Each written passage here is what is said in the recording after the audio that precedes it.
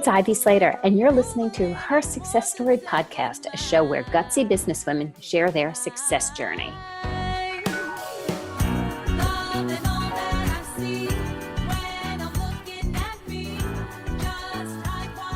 Hi, it's Ivy Slater. Welcome to today's episode of Her Success Story. I am thrilled as we continue on with our Women Leaders in the Law series.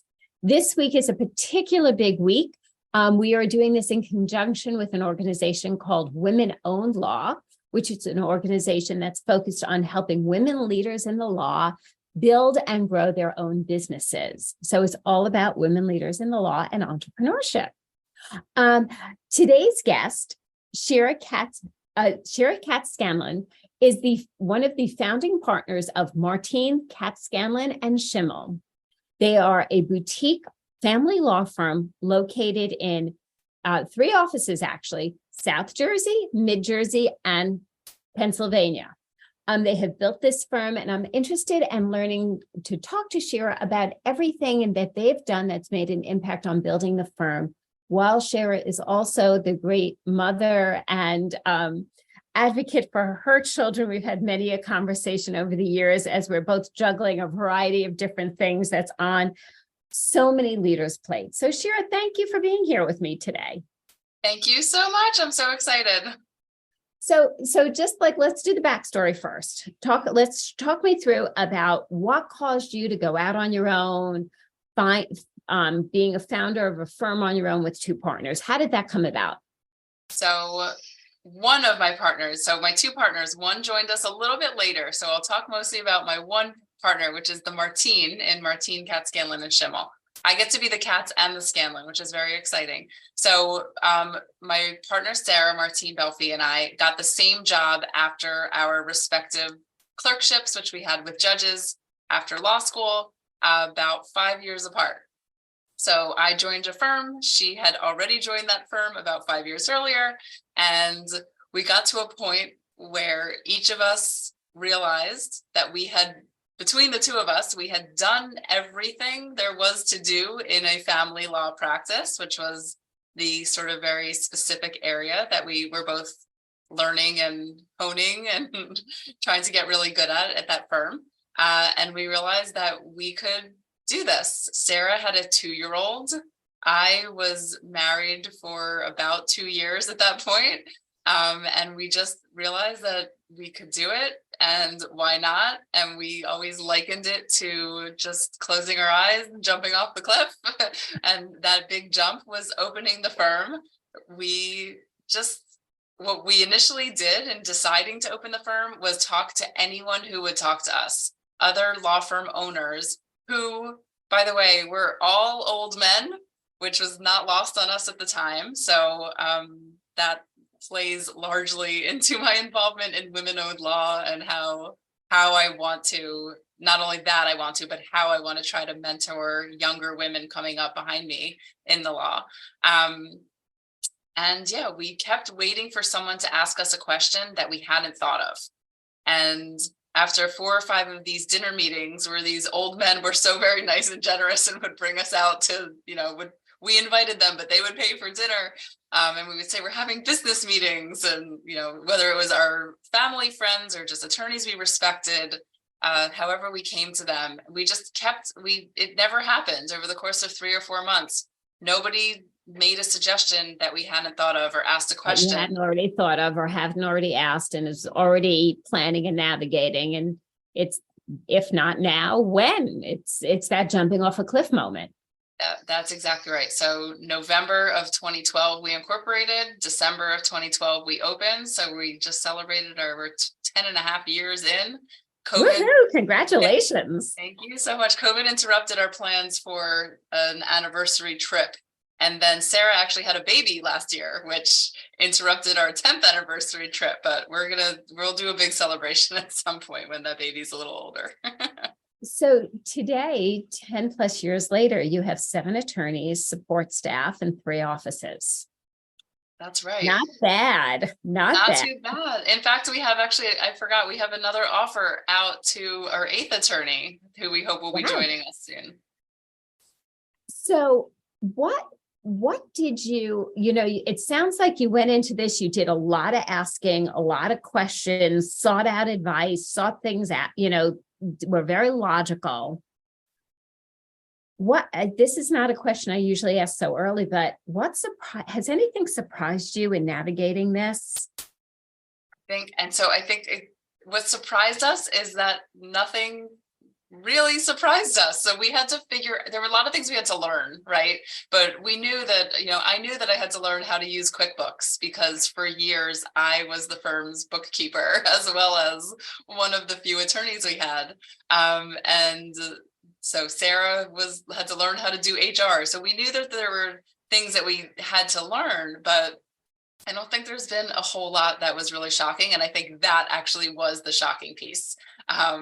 We have grown. I joke, maybe not we, but I joke that we're a real law firm now. We have staff, and we have associate attorneys, and we have different people we have an office manager now. That's new as of late last year. So we have people who we know are relying on us for their livelihoods, and that in itself is it's a unique experience.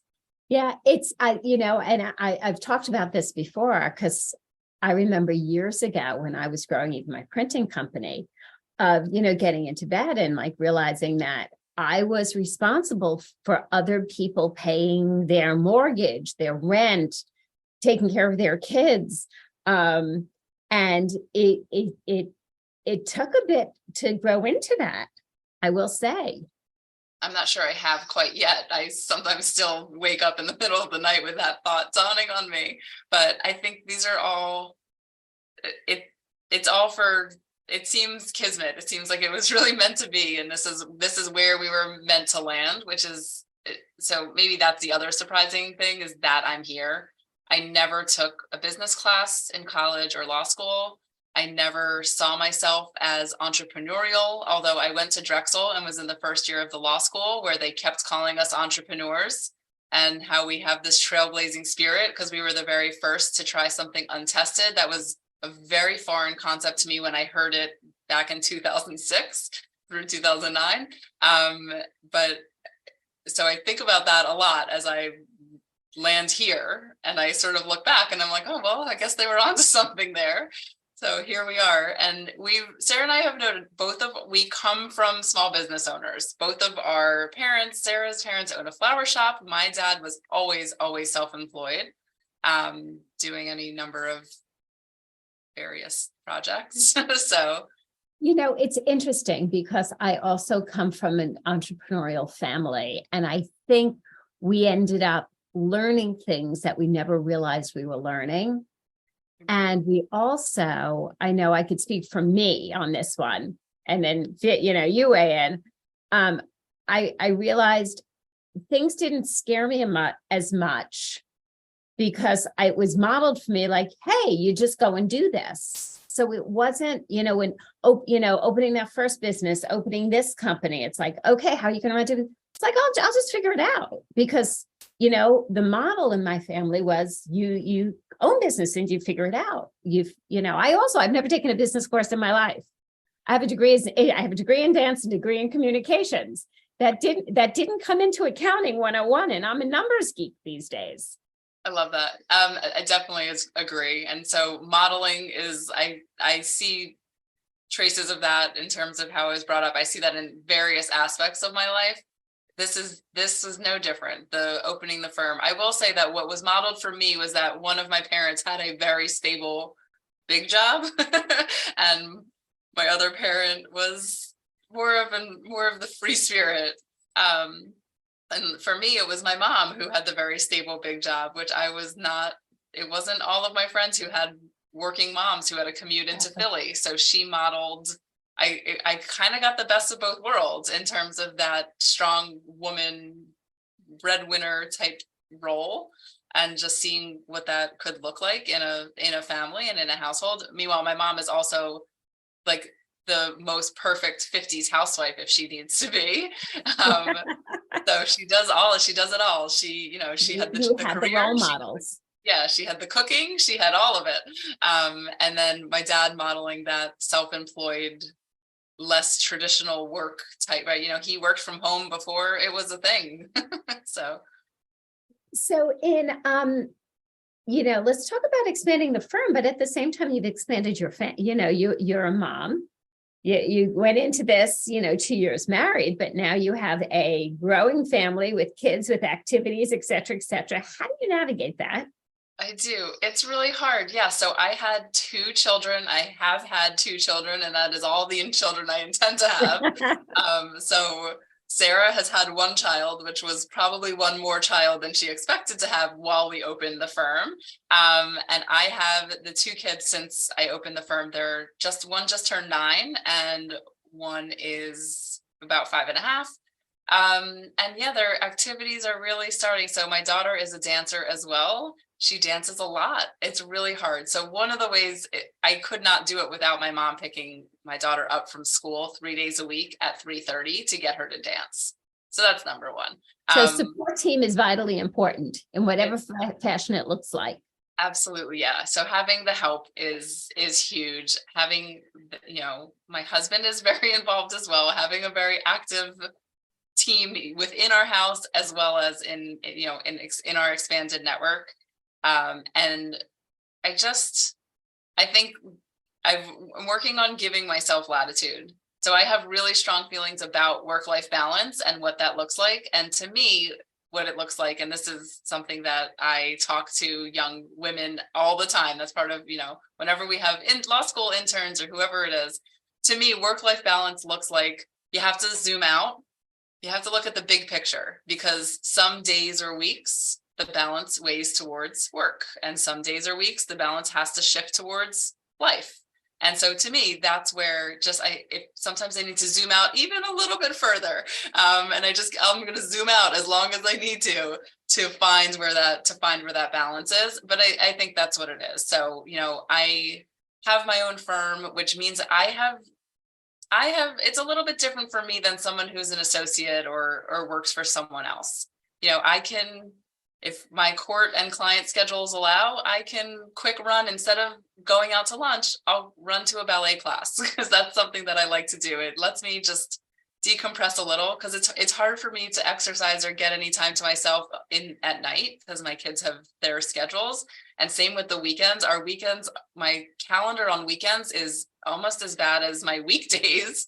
Yeah, So it's sometimes so much easier. People are like, oh my God, I have to go back to work tomorrow. It's like, and then I remember when my kids were, I was like, oh, thank goodness I get to go back to work tomorrow. Sometimes Mondays are a really big relief. Yeah. Yeah. So I happen to agree with you. And I have very strong feelings in that agreement. And I've never believed in work-life balance. Years ago when I opened Slater Success, somebody said to me, oh, would you come and talk about work-life balance? And I looked at them, I said, no. And they're like, excuse me? I thought I was like, there's no balance. I think about a seesaw when I think about balance. Okay. And if you take 2 people on a seesaw, kids or adults, you could balance in that middle place for just a few seconds. And the fun and the joy is going up and down, right? And, my perspective is there's just sometimes that, work is taking that I use a phrase, work-life priority. There's just sometimes work is forward in the priority. And then there's sometimes life is forward in the priority. And literally, you'll appreciate this. In the middle of a call with a client from the Midwest earlier, my son, who I knew was going to a doctor's type of appointment, called me in the middle, and I said, excuse me, I just need to pick this up for a moment. I went on mute. He okay? What's the decision? What do they do? Whatever it is, he's all good, all fine. But in that moment, it's in the priorities that is, for me, my success. I love that. And so you're a disruptor, whereas I accepted the narrative and I changed up the thinking within the paradigm, whereas you just shattered the paradigm. I like it. It's not the first time I disrupted a lot of things in my life. So That's a very on brand for you, Ivy. It is, right? As we've had numerous conversations on a women and personal basis. So tell me, let's talk a little bit about why it was important for you to get involved in women-owned law. And because you didn't just show up and like paid a membership, you've jumped all in, and you've organized a symposium for the last couple of years, and you're rallying women left, right, and sideways on a daily basis here. Yeah, trying goals. Those are the goals. Work towards them. So I remember, I don't know how, and it bothers me a little bit. I don't know how I heard about women-owned law, but I know that I was pregnant with my son.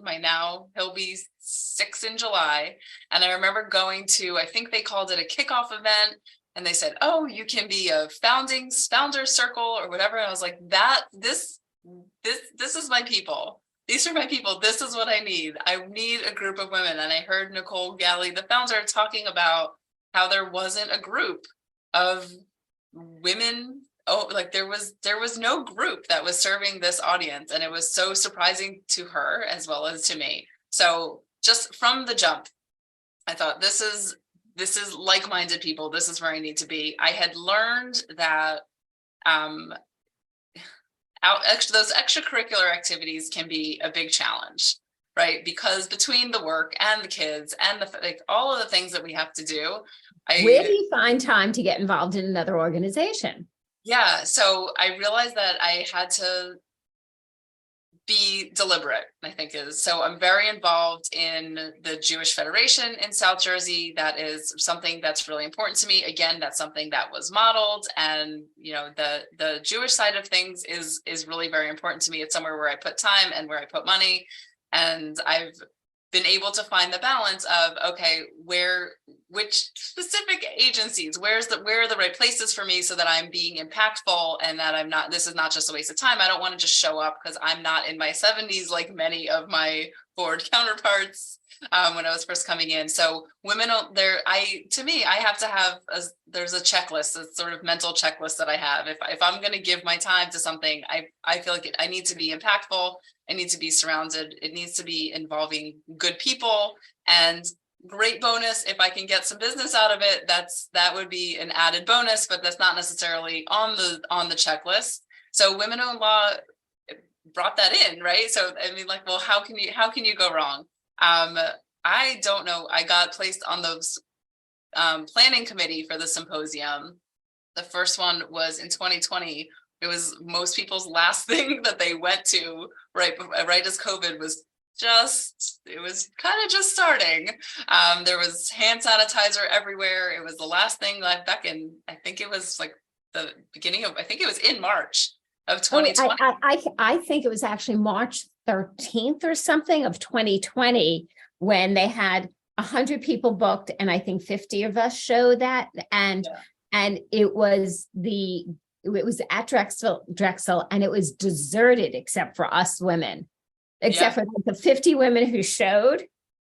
We were passionate about it, and it was wild.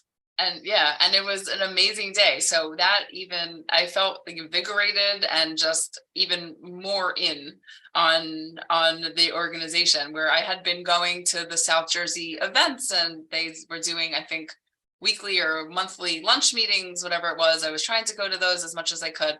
And then I don't know how, again, I find myself saying this quite a bit, but somehow I was asked to participate in a more involved way in the symposium. I ended up being the chair both last year and this year. And first of all, they helped me, the group helped me put a committee together, and I've gotten closer with that committee now. And I have made some great friends from it, actually. And Ivy, I consider you to be one of them. So right back at you.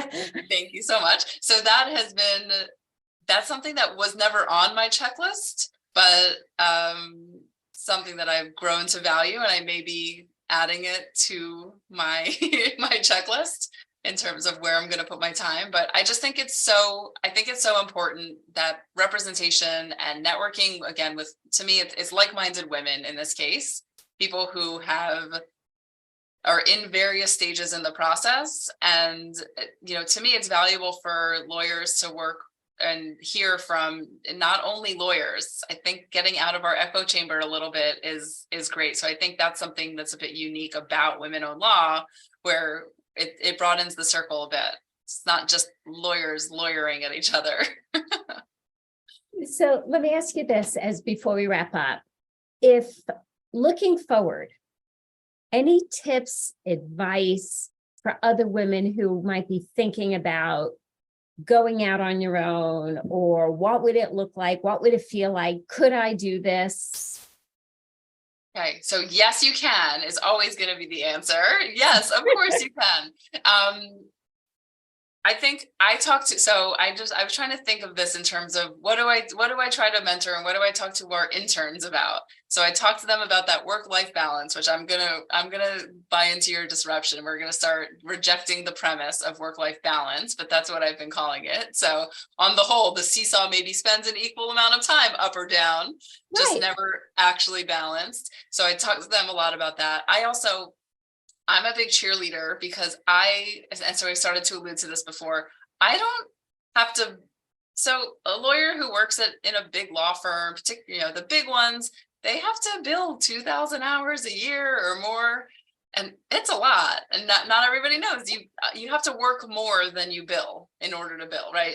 Billing an hour is not working an hour. It's working more than an hour. So I don't have the same sort of constraints. Obviously I have court and I have clients that I need to answer to. I also like to pay my mortgage and things like that. So, I have to work, Yeah. but, and I want to be fair to our listeners. Shira 100% runs a firm and really works.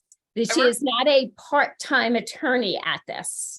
That's very true. I work really hard. In fact, that it is not unusual. So one of the things I like though is I work really hard, but I can work on my own schedule. I can work until at 8 o'clock if I need to, but also go to my kids. Probably not that, some cute thing at school, maybe some silly thing at school that some of us can't get to. I know that my mom couldn't get to when I was. So I think having that perspective is big. I also talk about imposter syndrome a lot to the young women that I meet and I have yet to have one of them say that they have no idea what I'm talking about and that they haven't experienced it. And admittedly, I don't talk to men about it, but my sense is that the conversation sounds very different. My sense so far, I've met very, very few men who have had that imposter sort of experience. Because I remember sitting in law school and thinking, oh my God, I am the dumbest person in this room. It was like The Good Place. And I'm like, they're going to find me out. They're going to figure out that I don't belong here. And I graduated toward the top of my class. Like I graduated from law school with excellent grades.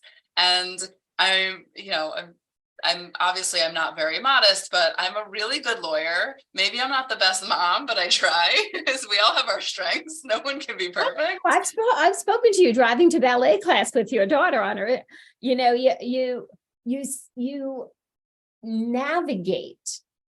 And I think it's a navigation. I think you navigate really well, and you are present for wherever you are. That's the goal always. And I also have not had that classic work-life conundrum where I feel guilty when I'm here and then I feel guilty when I'm there, then I'm not at the other. I've never had that. I think exactly, you put it really well, that navigating, you just have to be where you are. I think that's a really important recipe to success. Otherwise, I think it's not sustainable. Yeah, it's hard. Is there any vision for, last question here, any vision for the future for you and the firm? So what my partner, Sarah, again, are the sort of OG, our original partnership. What we have always talked about, it used to be growth, because for quite a while it was just the two of us, and then suddenly there were 4 of us, and then now suddenly, God willing, very shortly there will be 8 of us in terms of the attorneys. So what we always dreamed about was being able for each of us to just be able to go on vacation That's what we want. So we go on vacation now, but we go on vacation and we worry and we check our email. So the idea that the firm is sort of running as this well-oiled machine, and again, not that we're not going to be involved, but to have, it feels like it would be such a big luxury to be able to truly and fully check out. We do that for little periods of time now and then because burnout is real, especially in family law and especially certain times of year, like around the holidays and or right before the summer.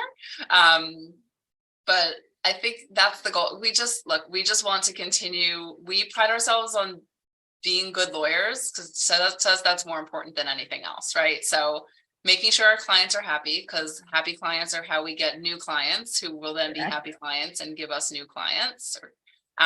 True. But yeah, just having this, we really want to have a culture in the firm. I think they're kind of interrelated, but maybe it's a subpart. We feel really strongly that the culture of our firm is what we experience. So we want our people to be able to, not everyone can love where they work or love going to work, but not everyone loves being a lawyer or working for lawyers. But the idea to us is that, we are women, we are moms, and we want to establish and really cultivate that culture within the firm that no one has to ask us, my kid is sick or a parent needs whatever, right? Whatever caregiving roles we're in. It's never, there's never an anxiety around it. Nope, you leave, you go do what you need to do because the work will be here. Don't worry. It'll be waiting for you. It'll be here tomorrow. So I love that. So, Shira, thank you for being here and thank you for joining me on her success story. Thank you so much for having me. I've been very excited about this for a long time. And before I was asked, I was like, maybe Ivy will ask me one day. So this feels like an item. I've arrived, I've accomplished. It's very exciting for me. Listeners, viewers, how could they reach out if they want to learn more about you? They can do any number of things. We get some feedback. So my firm is on Facebook and we're on Instagram. Admittedly, you don't always get a ton of content, but what you get is usually it makes me giggle. So if you have my sort of sensibility, so Martine Katz Scanlon and Schimmel, I think MKSS Family Law is our Instagram handle, but the firm name is where you can find us on Facebook. Website is familylawmks.com. If you are in the greater Philadelphia area looking for a family law attorney, I tell clients all the time that, every once in a while I'll say, I really hope that I never have to speak to you again, because I understand that clients usually are calling me in a very difficult time of their life, which is one of the reasons our social media presence is a little bit lighter, because I think there's a place for levity. So if anyone wants to know what my sense of humor is, just take a look at the firm's social media, because I pretty much run it.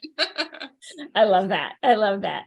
And viewers, feel free to take a moment and say, what today in our conversation resonated for you? What was most helpful? Honestly, give yourself the gift and write it down. And then make a decision what action you're going to do for yourself based on listening to that and this piece resonating for you. I always appreciate all of you listening in and giving us the time and showing up at her success story. But for your value, I want you to identify what was most helpful and create an action item around it, so you too will continue to grow, just like so many of our guests. Shira, thank you so much for joining me here today. Thank you so much. I'm writing down my action item. Thank you. And for those of you who wanted to learn more about women-owned law, feel free to go to the Women-Owned Law website. I believe it's womenownedlaw.org. And the symposium is the month of April. If you catch us this year, next year, it is always impactful. And there's always great in-person and virtual meetings to get involved in and just kind of sample and see if this is for you. So see you next time. Thank you for joining us again on Her Success Story. I've got mine.